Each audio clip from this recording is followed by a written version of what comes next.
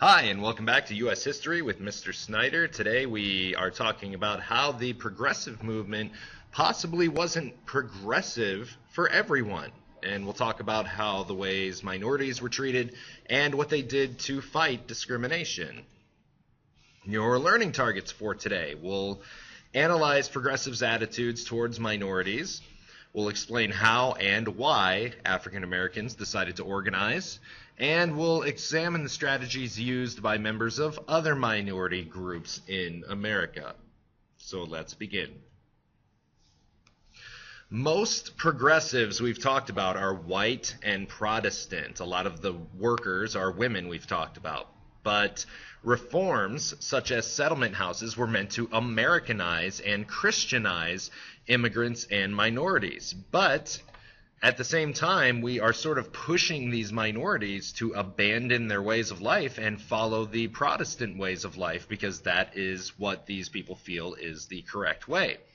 Many progressives are still racist. This is not a utopia where everybody's holding hands and singing Kumbaya.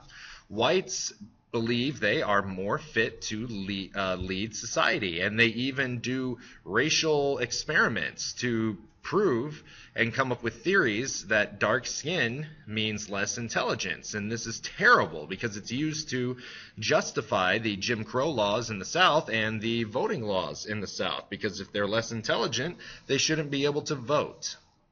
And this is all obviously pseudoscience, false science. It's not proven, but they were using it that way. And Plessy versus Ferguson happens during the Progressive era and makes segregation normal across the nation, whether it's de facto or de jure segregation, by law or by custom. Remember, for African American and how they reform, the debate going on between W.E.B. Du Bois and Booker T. Washington. So which view is correct? Du Bois thinks that we need the equality right now, and Booker T. Washington says that it's up to African Americans to sort of get through segregation on their own and get used to it.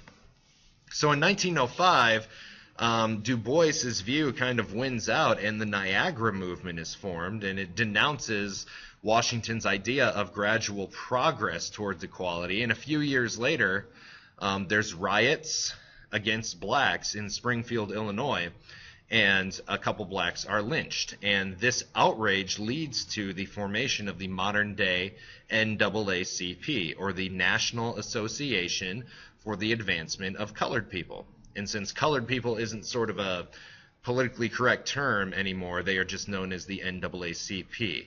Progressive leaders, both black and white, join the NAACP, and their main strategy and their main goal from now through the civil rights movement is to use the courts to challenge unfair laws against blacks.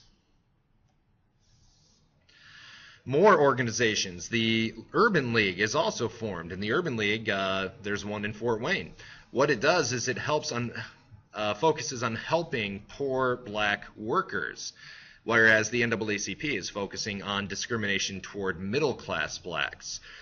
This helps poor families buy clothes, get into school, and it helps them find jobs if they are poor and unskilled. So the Urban League does more to focus on the poorer black worker, and the NAACP focuses on middle-class blacks.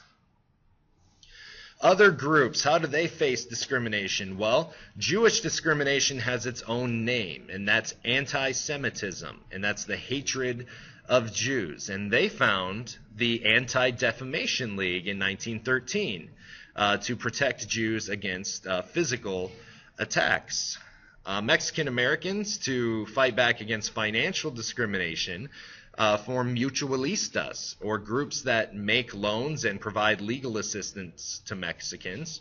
Native Americans, no stranger to discrimination, formed the Society of American Indians, which protested the federal Indian policy, or the way the federal government was treating Indians back then.